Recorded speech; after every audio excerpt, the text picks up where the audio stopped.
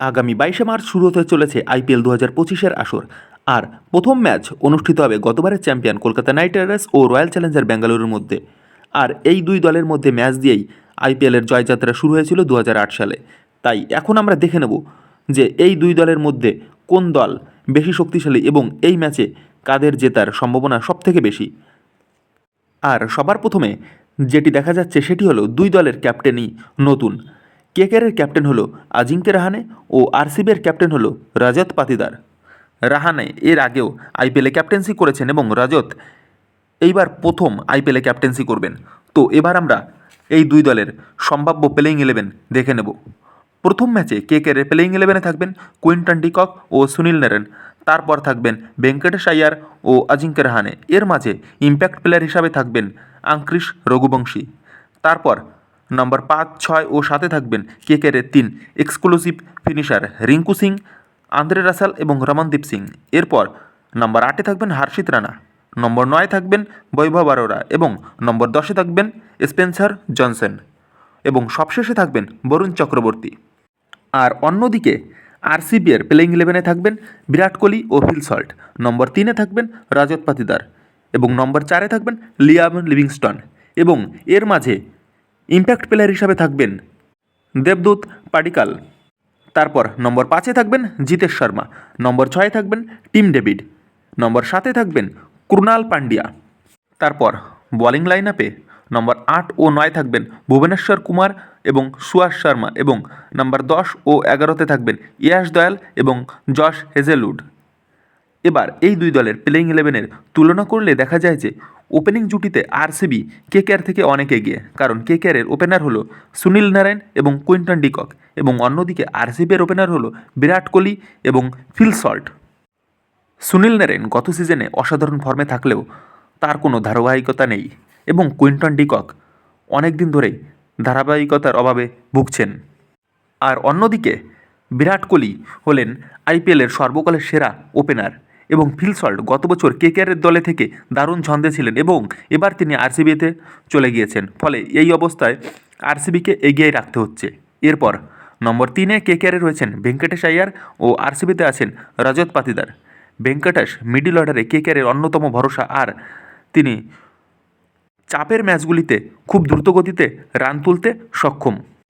আর Rajat Patidar আরসিবির middle অর্ডারের অন্যতম বড় স্তম্ভ, কিন্তু তার ধারাবাহিকতার একটু অভাব আছে। এরপরে কেকেআরের কাছে রয়েছে রাহানে, রিঙ্কু, রাসেল ও তারা হলো আইপিএলের অন্যতম এক্সপিরিয়েন্স ও এক্সক্লুসিভ ব্যাটসম্যান। আর আরসিবিতে রয়েছেন লিয়াম লিভিংস্টন, জিতেশ শর্মা এবং টিম ডেভিড, কিন্তু তারা আইপিএলে এখনও পর্যন্ত সেরকম কোনো পারফরমেন্সই দেখাতে পারেননি। তারপর ফিনিশারে কেকেআরের কাছে রয়েছেন রমনদীপ সিং এবং আরসিবিতে রয়েছেন ক্রুনাল পান্ডিয়া। বর্তমান পরিস্থিতি এবং গত সিজনের ফর্ম দেখলে দেখা যায় যে রমনদীপ ক্রুনালের থেকে অনেক এগিয়ে রয়েছে। এরপর আসা যাক বোলিং সাইডে। কেকেআরের পেস অ্যাটাকে রয়েছে হর্ষিত রানা, বৈভব অরোরা এবং স্পেন্সার জনসন এবং আরসিবিতে রয়েছে ভুবনেশ্বর কুমার, জশ হেজেলউড এবং ইয়াশ দয়াল।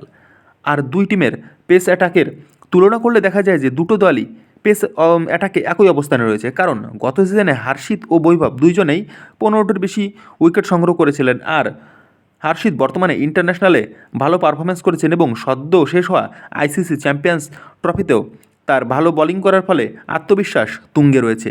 আর অন্যদিকে ভুবনেশ্বর কুমার এবং ইয়াশ দয়াল গত 2 সিজনে খুব ভালো ছন্দে দেখা যায়নি তাদেরকে। ফলে ইন্ডিয়ান পেস অ্যাটাকের দিকে দেখলে কেকেআরের পেস অ্যাটাক অনেক ভালো আরসিবির থেকে, কিন্তু যদি ফরেনার পেস অ্যাটাক দেখা যায় তাহলে কেকেআরের স্পেন্সার জনসনের থেকে আরসিবির জশ হেজেলউড অনেক এগিয়ে। আর এরপর যদি দুই দলের স্পিন বোলিংয়ের তুলনা করা যায় তাহলে কেকেআরের কাছে রয়েছে সুনীল নারায়ণ, যিনি বিগত 1 দশক ধরে 6-এর ইকোনমিতে একটানা বল করে আসছেন এবং অন্যদিকে বরুণ চক্রবর্তী, তিনি গত বছর আইপিএলের সেকেন্ড হাইয়েস্ট উইকেট টেকার এবং বর্তমান সময়ে তিনি ভারতীয় দলের হয়ে অসাধারণ পারফরমেন্স দেখেছেন।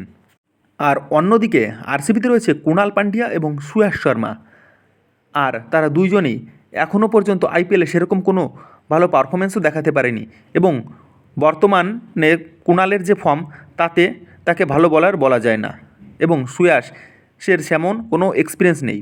ফলে বর্তমান পরিস্থিতিতে দুই দলের সম্ভাব্য প্লেইং ইলেভেনের তুলনা করলে দেখা যায় যে আরসিবি শুধুমাত্র ওপেনিং ব্যাটসম্যানদের বিভাগেই কেকেআর থেকে এগিয়ে, আর মিডল অর্ডার ব্যাটিং, ফিনিশার এবং বোলিং সব বিভাগেই কেকেআর থেকে আরসিবি অনেক পিছিয়ে রয়েছে। আর যদি দুই দলের মধ্যে হেড টু হেড ম্যাচের ফলাফল দেখা যায় তাহলে সেই অবস্থানেও কেকেআর বারবার আরসিবিকে পিছনে ফেলেছে। গত সিজনে এবং তার আগের সিজনে তারা মোটমাট 4টি ম্যাচ খেলেছে এবং সবকটিতেই কেকেআর আরসিবিকে হারিয়েছে। ফলে বিগত রেকর্ড এবং প্লেয়ারদের অভিজ্ঞতা এবং পারফরম্যান্সের দিকে বিচার করলে দেখা যাচ্ছে যে এই ম্যাচে কেকেআরের আরসিবির বিরুদ্ধে জেতার সম্ভাবনা অনেকটাই বেশি। বন্ধুরা, তোমাদের কি মনে হয় এই ম্যাচে আরসিবি না ডিফেন্ডিং চ্যাম্পিয়ন কেকেআর কে জিতবে সেটি অবশ্যই কমেন্ট করে জানিও।